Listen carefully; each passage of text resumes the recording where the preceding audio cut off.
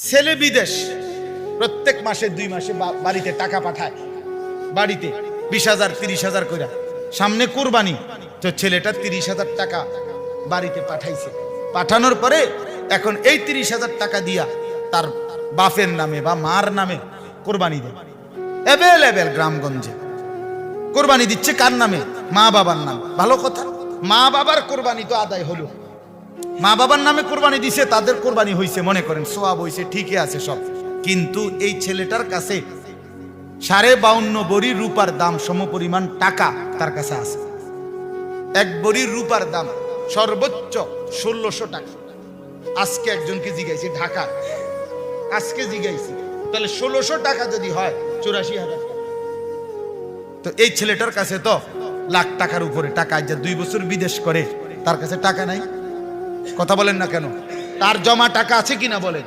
তো তার কাছে যে 1,80,000 টাকা আছে, ওই টাকার কারণে তো এই ছেলেটার উপরে কোরবানি ওয়াজিব কিনা? তো তার বাপের নামে না কোরবানি হইলো, তার কোরবানি। কথা বলেন না কেন? হেতের কোরবানি কই? তাহলে সে যদি 10 বছরও এভাবে টাকা দিয়ে যায়, তো বাবার কোরবানি হবে, কিন্তু সন্তান কোরবানি হবে না। আর যে কোরবানি করে না ওয়াজিব হওয়ার পরেও, রাসূল সাল্লাল্লাহু আলাইহি ওয়াসাল্লাম বলছে, তুই নামাজে আইস না, এই নাফরমান, তুই আমাকে মসজিদে আইবি না, সাবধান, তুই ঈদের নামাজ পড়তে আসবি না, বেটা, তুই নামাজে আসবি না, তোমার দরকার নাই নামাজ পড়ে। কত বড় কথা, কত বড় ধমক! তাইলে কি পরিমাণ মুসলমান যুবক খামখেয়ালি করতেছে। আমার একজনে বলছে, হুজুর জীবনভর মানুষ করলো, জীবুত মানুষ করলাম, অনবুঝি হেতের কোরবানি দিব, আমারটা দিত না।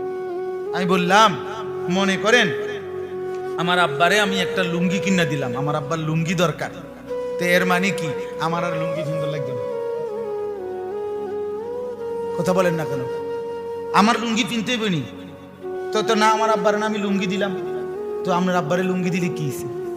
আপনি তো আপনার বাবার খেদমতের জন্য টাকা দিচ্ছেন, এটা তো আপনি অন্য সময়ও দিচ্ছেন, এখনো দিতেছেন, তো বাবারে টাকা দেওয়ার কারণে আপনার হুকুমটা বাদ পড়বে কেন? আপনি বাবার সেবার জন্য, বাবার খেদমত হিসাবে বাবারে 20,000 10,000 30,000 যাই দিলেন, কিন্তু আপনার উপরে কোরবানি ওয়াজিব, সেটা আদায় করতে হবে।